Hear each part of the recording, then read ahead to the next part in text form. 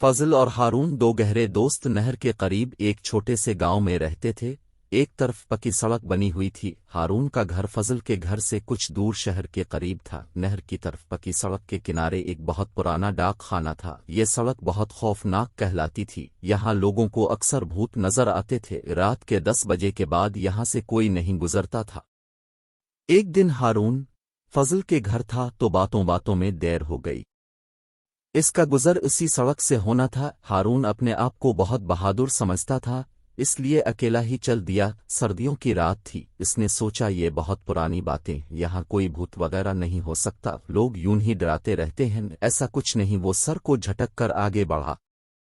ہارون سنسان سڑک پر جا رہا تھا۔ آج تو رات کے 11 بج گئے۔ اس کو بہت سردی محسوس ہوئی۔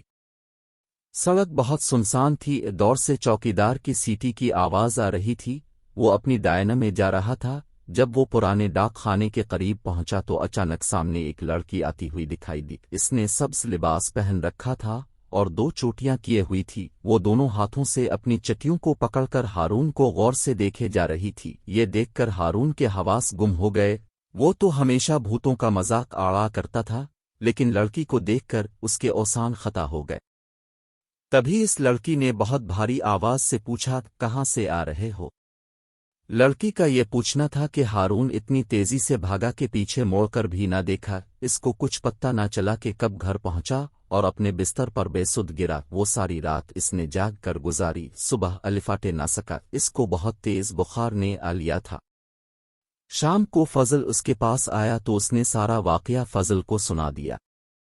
2 ہفتے بعد اس کی طبیعت کچھ بہتر ہوئی تو ایک صبح فضل کے ساتھ شہر کی طرف جا رہا تھا۔ راستے میں وہی لڑکی نہر کے کنارے انہی کپڑوں میں نظر آئی۔ وہ ایک ٹھیلے والے سے پھل لے کر کھا رہی تھی۔ ہارون نے اس ٹھیلے والے کے پاس جا کر اس سے پوچھا کہ یہ کون ہے جو ایسے حلیے میں ہے؟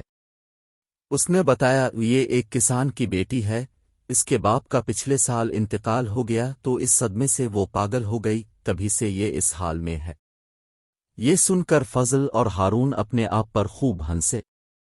آج تک ہارون کو وہ رات ہمیشہ یاد ہے۔ اصل بات معلوم ہونے کے بعد بھی وہ ڈاک خانے والی سڑک سے رات کو کبھی نہیں گزرے۔